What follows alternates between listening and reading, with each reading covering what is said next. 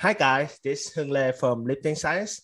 And right now, me and Justin and Billy is gonna have a small talk about a topic that got the attention of everybody in the sport industry lately. And this topic is strength and conditioning.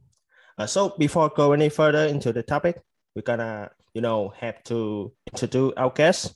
And Justin, can you introduce yourself? What are you currently doing, and some stuff about yourself? Sure. Xin chào các bạn.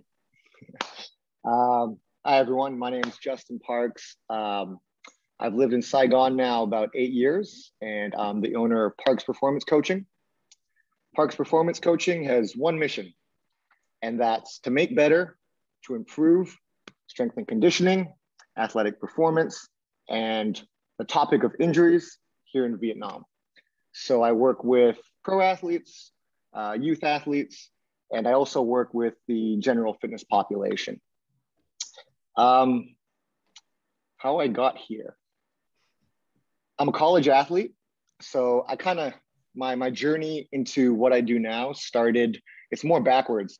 I played college sports, I played basketball, and I'm not the tallest guy, I'm like 5'10", that's like 178 centimeters. And my height always limited me, in the sport of basketball. So I had to figure out ways to give myself an advantage to the competition. So that's where I found out things like working out, strength and conditioning, plyometrics, things of that nature. So even when I was young, when I was in grade 8, 13 years old, I would go to the local library and read Russian books on plyometrics and periodization. I would do a lot of trial and error. Essentially, I've been working out since I was 13 years old. And as an adult, I actually had a career in banking and finance. And I did that for 4 or 5 years. Didn't think I'd be able to do what I'm doing today, but I really love Vietnam, and I had the opportunity to come here and settle down. And luckily, when I came here, it was 2012, and the banking and finance industry in 2012 in Vietnam was very bad, so I couldn't get any jobs. But that was a blessing. It was actually worked out better for me, because that's how I got into what I'm doing now. I started off as a personal trainer at a local gym, and then I decided to do it on my own. And now I have PPC 6+ years later, and that's where we are today.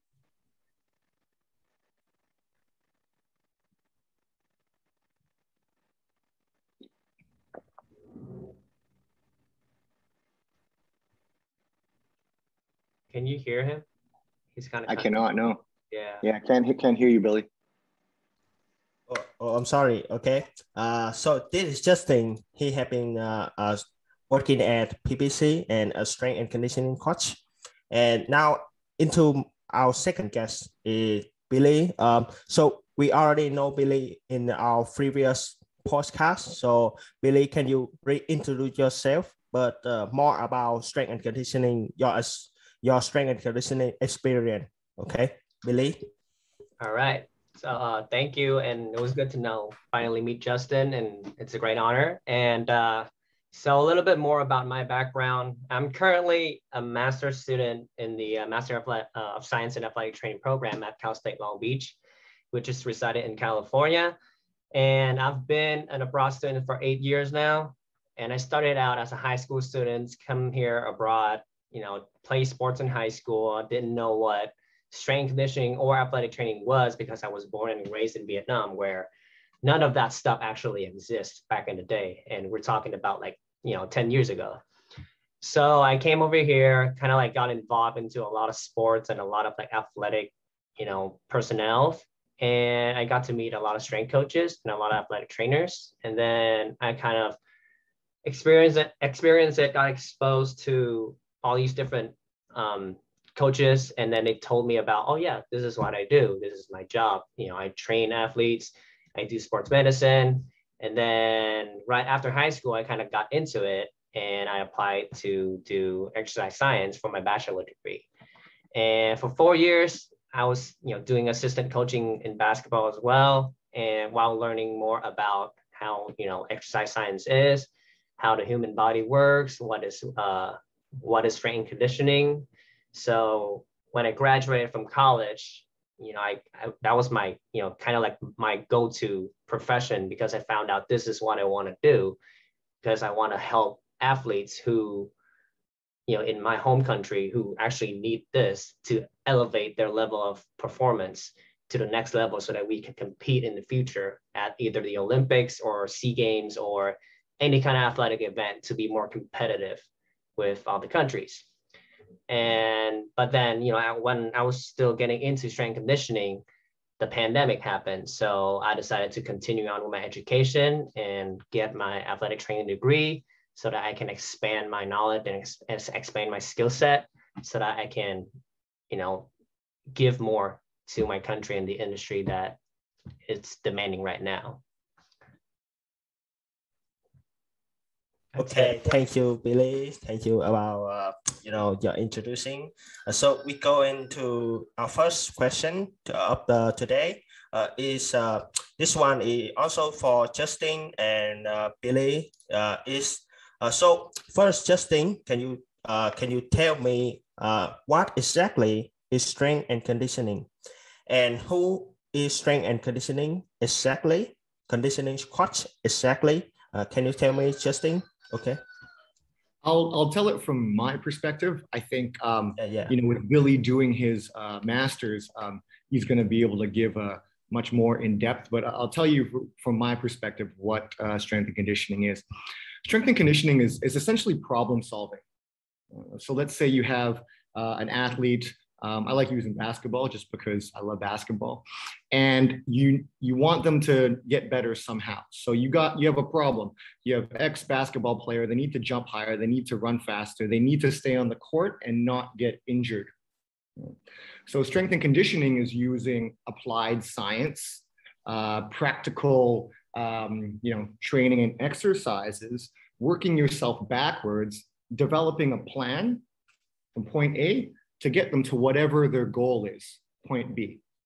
In my opinion, that's sort of what strength and conditioning is. Evidence-based stuff that works, understanding the body and science, and using that as a foundation to get whatever it is in front of you to wherever it is that they need to be. Okay, so Justin, can you tell me, yourself, what are you thinking, what difference between a strength conditioning coach and a normal coach in a team that was, a traditional coach? What the difference? Can you tell me? Sure. Let me just ask to make sure I understand your question. Are you asking me to answer what's the difference between like a strength and conditioning coach and the head coach? Yeah. Okay, yeah, yes. I can do that. I think in the past, things are changing now. The head coach, let's say of a basketball team, would be responsible for everything from the developmental aspect of that team.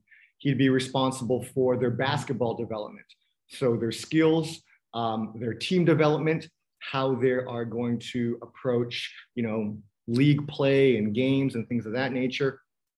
And then also the physical side, what the team is doing for their strength training exercises, conditioning or cardio, depending on what you want to call it.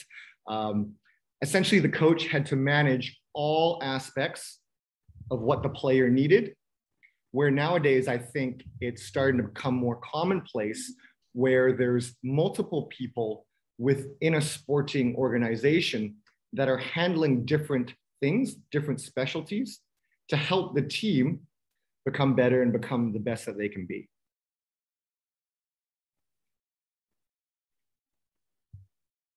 Okay, thank you, Justin. And so now, Billy, can you tell me about what exactly strength conditioning is? Is in your opinion, and who is strength and conditioning coach?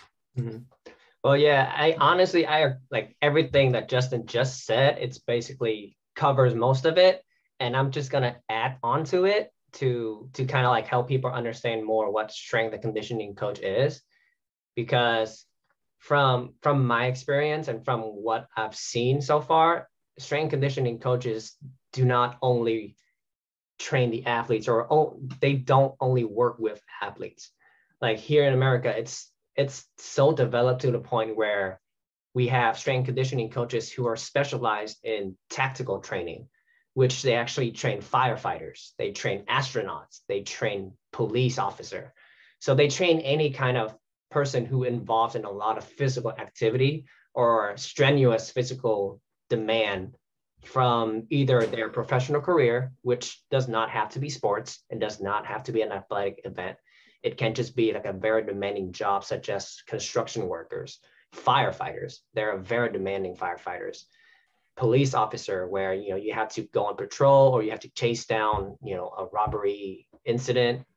Astronauts, or just kind of weekend warriors as well, like people who wants to be fit, people who wants to lose weight or stay in shape or just improve their performance on like their daily activities overall.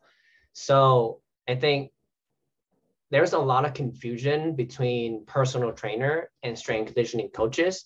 And to me personally, I think they're just labels, because at the end of the day, both professions are trying to improve the people's fitness and the people's ability to carry out their performance every day, regardless of if it is sports or if it is like carrying your baby, like carrying a laundry out, like anything that relates into your daily life. But then obviously there's a big like educational gap between the personal trainer or or educational requirement, as I should say that, between personal training and strength conditioning. And that's where I think a lot of people kind of have like, or putting on stigma to a lot of like, say trainers and coaches, because they always have those kind of like labels. But at the end of the day, if you know what you're capable, or if you know your ability and your skill set, and do not oversell yourself and stick to your scope of practice, and your whole purpose of doing it is just to improve other people's performance every day, then, strength conditioning or personal training, it's pretty much very similar. You're basically trying to improve people's life through exercise, whether it's from sports or daily activities or their professional jobs. So that's how I look at strength and conditioning. Okay, thanks, Billy. That was very good. And so into our next question is, Justin, can you tell me what role the strength and conditioning play in the sport, in general or in competition? And tell me about, in your opinion, okay, what do you think it will affect the performance and stuff like that? Okay. First off, I want to say, hey, Billy, that was a really good add-on to that question. I really like how you put it in layman terms. Just add strength and conditioning can help tons and tons of people. Mm-hmm. Like essentially anyone that has a performance-based goal, strength and conditioning can help them. So I really like that. Good job, man. Hung, your question about the role that I feel strength and conditioning can play in sport and competition. Yeah. I was trying to think of an analogy. I like using analogies to help people understand things. And essentially, strength and conditioning is a supportive role when it comes to sport and competition, but it doesn't make it less important. So let's look at it this way. I love Vietnam. I've lived here a long time. Many Vietnamese people like Vietnamese cuisine, and lots of people like Vietnamese cuisine, right? Yep. So it's fair to say Vietnamese cuisine, the base of it, a lot of it, like it's either rice or noodles. Yeah. Mm-hmm. Like that's kind of like the main part of it. Yeah. Yeah. So let's think of sports and competition like the rice or the noodles. It's the main thing. Like without it, there's kind of nothing. Mm-hmm. Right. And that's the staple of the food. Strength and conditioning can come in and be the additions the supportive stuff. You know, we can put in the herbs, you know, the meat, the spices and sauce. And then by doing that, all the different textures, by doing that, you're going to enhance the dish. You're going to make that rice, that noodles like super tasty. People are going to like it. You're going to make it better. All right. So that's kind of how I think of strength and conditioning. It's a supportive role, and it can maximize the potential of a team. It can support the team, and it's definitely becoming the norm where it's a significant part of it. So is actually necessary for a sport team to have a conditioning coach? Good question. You know, it depends. You know, 10, 15, 20, I don't know how many years you want to go back. There weren't any strength and conditioning coaches. So is it absolutely necessary? No, but do you want to enhance the sport? Do you want to maximize the potential of the sport? Also, it's just becoming the norm. Like many countries, many teams now have this role in their organization. So for Vietnam, if they want to keep up, if they want to maximize the potential of their athletes, it's kind of going to be needed. Otherwise, the other countries, teams, etc., they're going to have an advantage that, you know, Vietnam doesn't have. Okay, thank you, Justin, for amazing, you know, answer.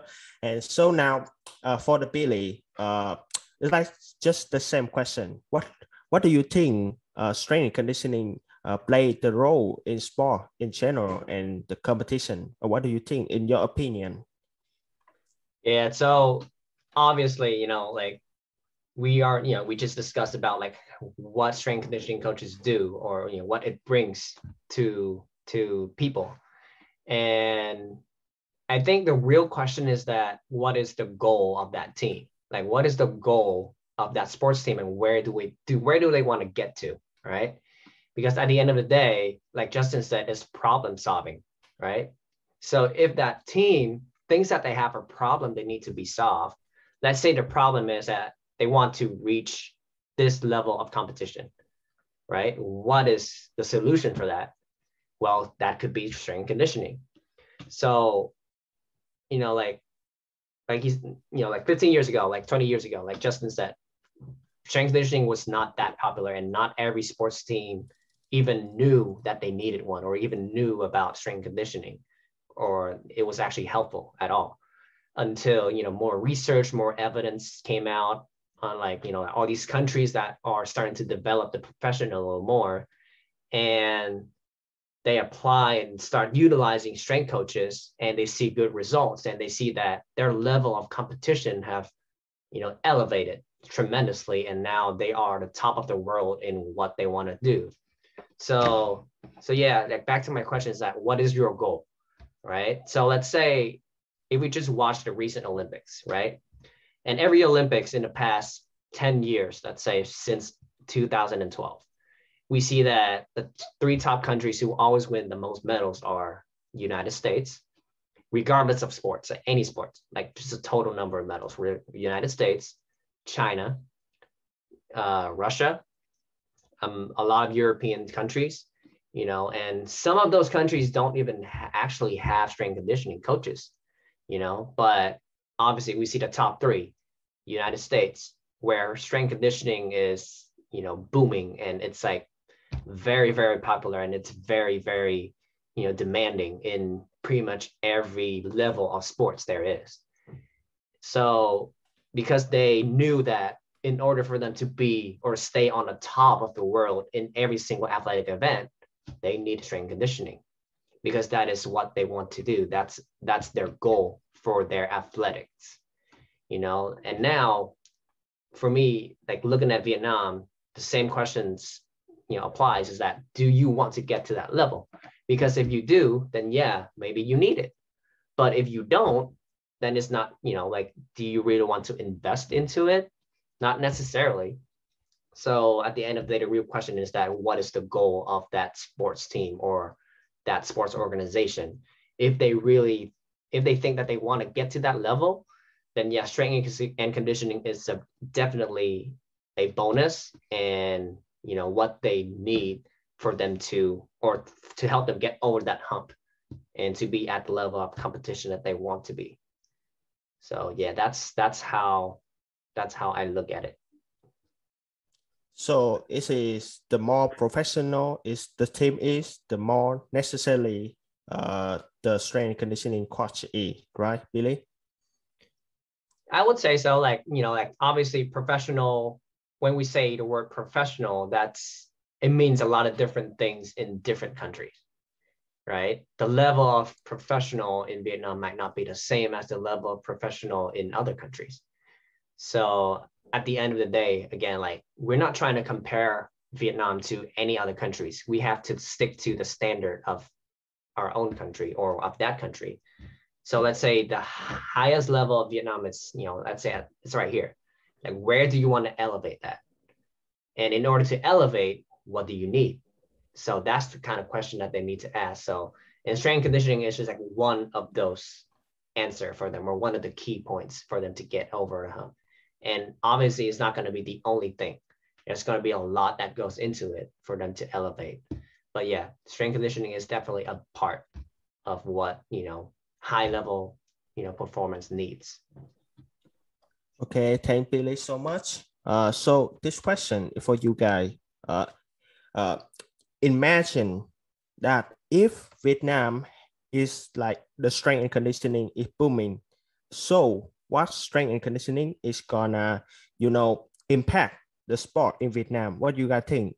If it's just like booming like America, like United States or China or something, what do you think? Justin, what do you think if we're gonna impact the sport in Vietnam?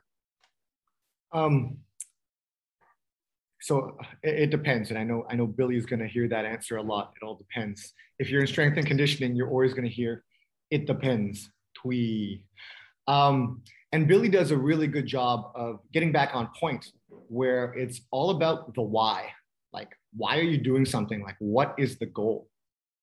And when you do that, it involves a lot of long-term thinking, right? It's not just like what's happening tomorrow, what's happening the next day. You gotta plan out, like, and with where, if we look at Vietnam for an example, for strength and conditioning, like it's like tip of the iceberg, or maybe there is no iceberg yet, and you really need to think levels below. So it's equally a huge opportunity for Vietnam. Having said that, you know, one thing I notice in general is, with all the good intentions, sometimes there's a lack of that why, or that longer term planning. So we're in this interesting place right now, because I think strength and conditioning is starting to be introduced, but it's like, okay, huge opportunity. Can we use it the right way? Well, why do we want to use it? You know, to give you a more direct answer, if it's used the right way, if there's longer term planning, if there's correct whys, Vietnam can maximize its talent, right? Some things might be considered obstacles, you know, like in general, let's say in Vietnam, like we don't have so many people that are tall. Well, if we do strength and conditioning correctly, maybe we can negate that and maximize other qualities. You know, look at Australia as a good example of this. Hey, Australia has a population of, I don't know, 25 million people. Don't correct me if I'm wrong. They are huge with strength and conditioning, the long-term planning of it all, execution of it all. And even though they have a population of 25 million people, they generally get like top 10 in the Olympics, you know, frequently from a medal count perspective. But it's top down. Like they think about it. What's our goal? Work backwards. How are we going to do it? It's much like strength and conditioning, just on a bigger scale, as opposed to one person. Two, as far as like how it can impact Vietnam, this is outside strength and conditioning. but sport has the ability to unify. Like sport's a great, like a great unifier. Look what happened a few years ago with the U23 soccer, football with Vietnam, and what that did for this country. It can bring up people within the country. It could bring up the way a country is perceived outside to other countries. Like it could bring up a country's image, which then can have positive effects on, its economy and, all this sort of stuff. So those are kind of the two things that everyone kind of needs to think about, and perhaps the ways it can go in the future as far as strength and conditioning impacting sport in Vietnam. Okay, thank you so much, Justin. So now to Billy, what do you think? So interestingly, I just finished watching the FIBA Under-19 Women's World Cup. And I think I have a very good example on how I can like compare like how the effects of strength conditioning can impact Vietnam, or sports in Vietnam. And, like I'm pretty sure that, everybody has heard of that stigma or in the Vietnamese culture, we don't really value sports that much. Growing up, as a Vietnamese, I understand that, the traditional kind of mindset, they usually just tell you to go to school, just go to school. Don't worry about sports. Sport is just a leisure. Well, a lot of kids, they don't have that kind of, opportunity like other kids do. So sometimes sport is actually their only option. And that's why, sports is not so well invested because of that mindset that, or the stigma that kind of Vietnamese culture have on sports. However, things have changed, like in the past few years, how Justin mentioned it, the U23, how they have changed the whole perspective of our whole country about athletes in general, about sports, because these guys have brought so much joy and so much spirit to the whole country. And I don't remember the last time our whole country was that unified. I'm just speaking from my own perspective growing up there. And like you said, sport has a very, very good unifying effect to any country or to any kind of community, small to large, whether it's from like a small district or small school to, a whole country. So, back to my point with women FIBA Under-19. So I was watching Italy versus Japan. And we already know how Japan did in, when they hosted the Olympics. If you follow basketball, the women's side, they really made a big noise for their country. And the Under-19 tournament, I watched the Italy game versus Japan. And normally when you watch a European team against an Asian team in basketball, you would automatically think, oh yeah, the European team is going to come out as the winner. However, after watching this game, I saw the Japanese team blew out Italy 30 points. And this is Under-19. Blew them out 30 points. And if you look at, physically, you would never think that, because similar to Vietnamese, Japanese people, and this is not I don't want to offend anybody. Japanese people are just like us, they're not the most athletic. They're not the most, they're not the tallest. They're not the biggest, but they understand what they needed to do. They understood what was important for them from the foundation, whether it's from skill wise, whether it's from the athletic performance side. They understood, where they need to invest into their sports. So I think from that perspective, it gives a lot of hope into our, Vietnamese community, is that it's not about how you look, and it's not about how, how small you are, how big you are. It's about whether you put in the right, the right thing, or you put in the right investment into what you need to do. And the qualities like Justin mentioned, you don't have to be the biggest kid. as long as you develop your other qualities that you need in order to achieve what you want. So, and I think the Japanese are doing a great job of that. And they've shown the whole world on how they have achieved it. And that can be applied to everything else and not just in sports, you know. But, you know, for this particular, you know, topic, you know, I'm pretty sure, and Japan is a very developed country in their sports as well. So I think we can look at that as kind of like an example for us as a leading way, because we can never compare ourselves to the Americans or to the Europeans, but we can compare ourselves to the Japanese. You know, we have the resources now. We're not the same Vietnam 10 years ago or 20 years ago.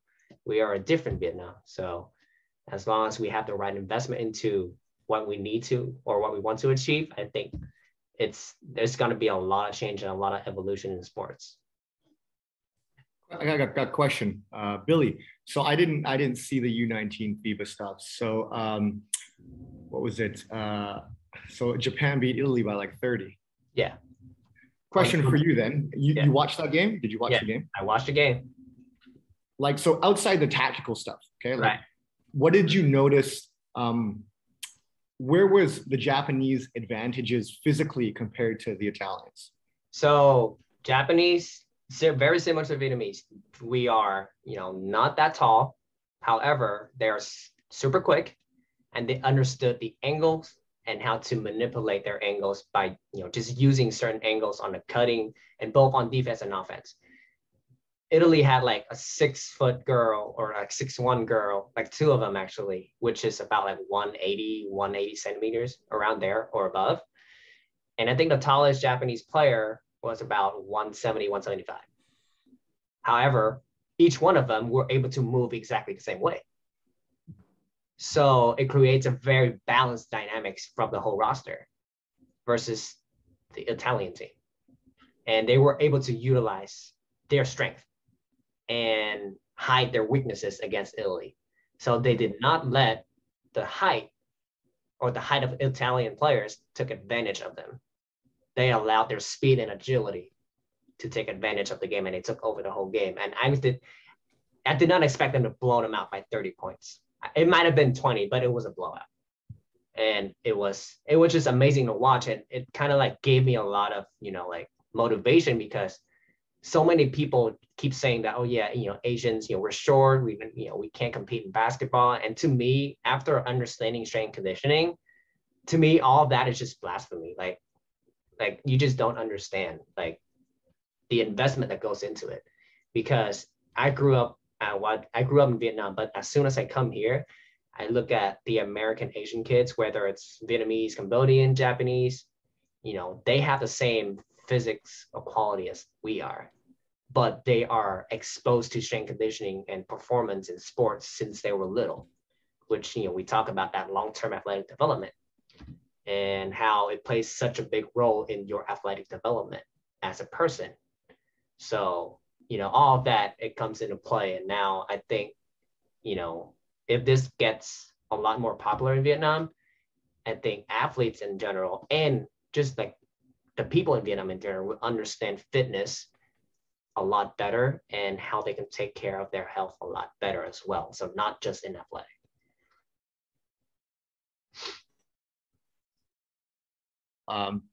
You know, they're able to maximize, you know, their strength and, like you said, hide the weaknesses, and definitely something strength and conditioning can help with. Thank you. Thanks, Justin and Billy. So we have talked about like strength conditioning, like about like half an hour. So Justin and Billy, Justin, can you recommendation any type of, you know, certification or like school to coach in Vietnam, or athletes or the people that love sport in Vietnam can study and, you know, practice strength conditioning, or you know, you know recommendation? Okay. Sure. This is a tougher question, and I thought about it. If strength and conditioning is problem solving, right? A lot of problem solving, like the education for problem solving, is discovery, like, and trying things. So, I've got certifications. Billy's got certifications. It's definitely an important thing, and I don't want to minimize that. Having said that, like, for me, like, the certification was like the start of the journey. Like, it wasn't the end. It wasn't the thing to aspire to. I have a general want to figure things out, and I think that's what's helped me do what I do today. Some ideas that I have for Vietnamese in Vietnam: trial and error. Like, hey, I'm a student. I want to jump higher. You're not finding things to do isn't hard. Hey, I found this jump program. Can I do it? Did it work? What was good? What was bad? How can I make that better? Or, hey, I want to gain muscle. I want to build my muscles. I mean, there's tons of resources that you can find out there. Try it. What happened? There's a lot of true learning that happens when you're doing it yourself. So that's one idea. Two, like what you guys are doing, I think it's fantastic. Like, Billy, Hung, you got a podcast. Billy, you guys are talking. Like, connect, like, make friends with people that are interested in what you do, because together you're going to get farther and faster than you would ever by yourself. I think that's really fantastic. Outside that, like, read, like, forever want to learn. Like, the industry changes like every month. There's new research that comes out every month. Like, just keep learning, keep reading, keep discovering. And if you do that, like, I guarantee you're gonna be on the right track. Yeah. I mean, I have a certification of strength and conditioning, ISA strength and conditioning. And I mean, like, when I finished the certification, I mean, like, I was like, oh my gosh, what I'm gonna do next? And I mean, like, I was reading, studying and stuff, and passed the test. But actually, my mind is like, what exactly strength and conditioning? I'm studying, but I don't know. And it turned out we have to, dive in and, go into the internet and, searching more stuff and reading more book, so we can actually, understand about strength and conditioning. So maybe in the future, I have to, okay. I think that's great. And, I'm kind of like an old guy now. I'm like in my mid-late 30s, and you guys are the young guys coming up, right?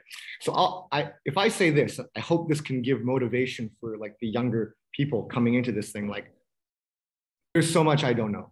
Like, I don't know a lot, like a lot.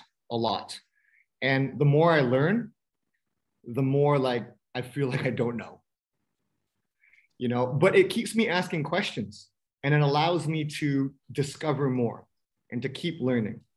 For example, I'm reading Daniel Bove's book right now about managing stress in an NBA season. I'm taking a biomechanics course from Connor Harris. I am doing like a business course on the other side. So it's like I never stop. And this is what I've been doing for, like, I've probably done this stuff like 20,000 hours. I don't know, but I'm still learning. I don't know. So if I can say that, like, I hope it gives a message for the youngers, like the younger generation. Don't be discouraged. It's all about the process. Keep discovering, and you're going to be on the right track. Okay, keep the curious and passion, don't stop. If you stop, you are, you're going to be bad. If you don't stop, you're going to be, good someday. Keep improving yourself, right, Justin? So Billy, the Justin is he live in Vietnam. So Billy, do you have any recommendation about certification, or go abroad to study in at school? You have any recommendation for the Vietnamese coach or the people in Vietnam they want to learn about studying about strength and conditioning? Well, it's also a very hard question, like Justin said. It's because, a lot of Vietnamese people don't have that kind of opportunity to go abroad to study, right? So, however, thanks to the social media era, as I like to say it, there are so many resources, so many like, YouTube channels and coaches. They're very active on social media, and Justin is one of them. And I've been following Justin's, I don't know, since I started college, I think it was like 4 years ago. And that was when I was starting to find out or like learn more about strength conditioning as well, is through his stuff, the things that he posts every day. And I was looking into it. I was like, what is this? And in the meantime, I was here learning about exercise science, learning about strength conditioning. So that was when it kind of all clicked to me. However, because America, they already have like, the foundation and the resources and programs that, gives you this option. But, nowadays there are so many agencies and organizations that, you can do it over online. And to me, it doesn't really matter which one you get, because at the end of the day, just like how Justin brought it up, the certifications, it's only the beginning. It's almost like a key for you to, unlock a door into a library. And that door to a library, as soon as you open that door, there's going to be a million books in there, right? And that's what the certification is for. Obviously, like, Justin mentioned, it's very important because it gives you that key. It gives you the foundation, a foot in the door. But when you step foot in the door, if you step foot in the door in the library, you don't pull out any books or talk to anybody, you probably don't learn anything else. Because once you get the certification, you only know like 0.1% of what that certification entails. And that's the same experience for me. Like, I've got my cert for over a year, and I've been doing strength conditioning for, I don't know, 5 years, and I still don't know a lot of the stuff. And I can guarantee I still know probably less than 10% of what strength conditioning is, because every single year we have to do what is called a continuing education to keep our certification, new and keep our knowledge and skill set fresh and developed, because this field it's evolving very quickly. Because what strength and conditioning is 5 years ago or even 2 years ago is not the same as strength conditioning now.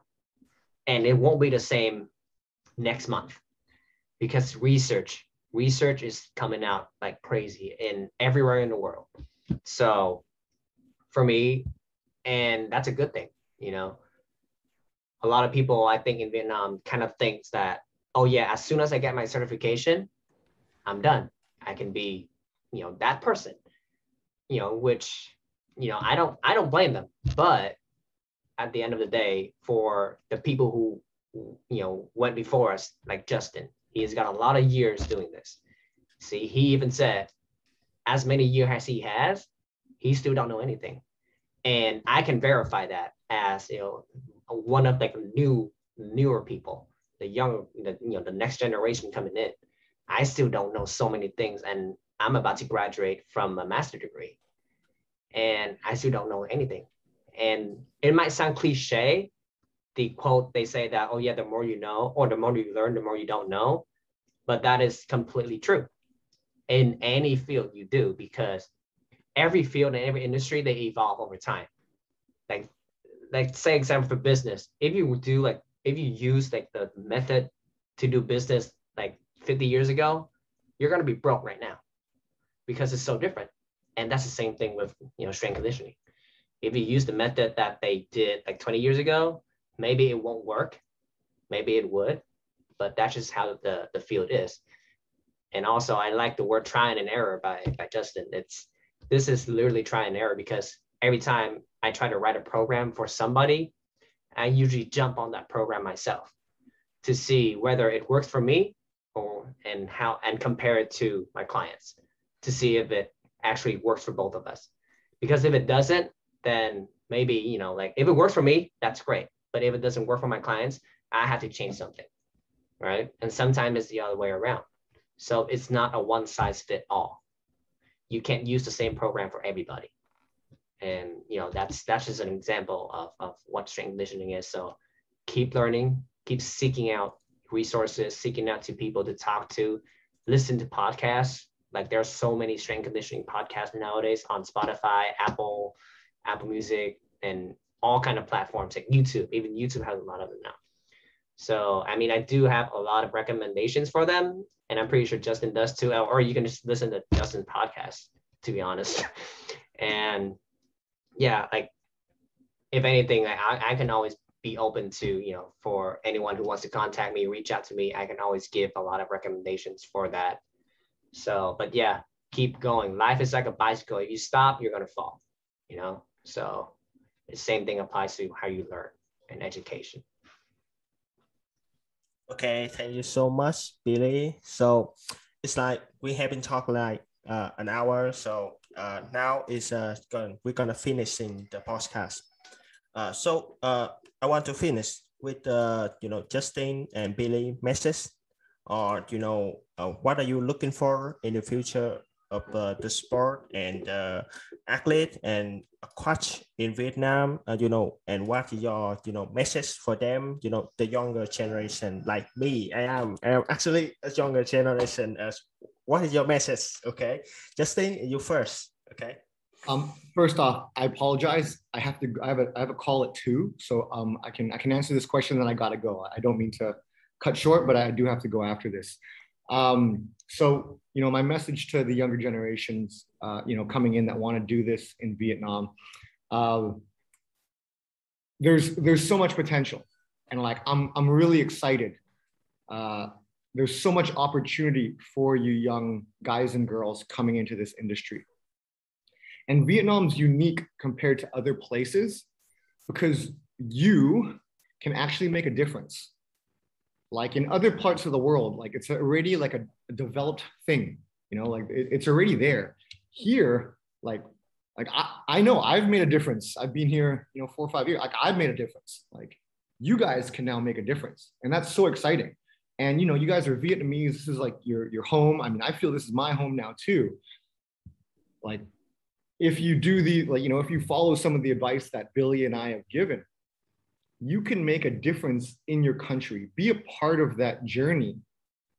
Like there's nowhere else you can do this, I think, right now.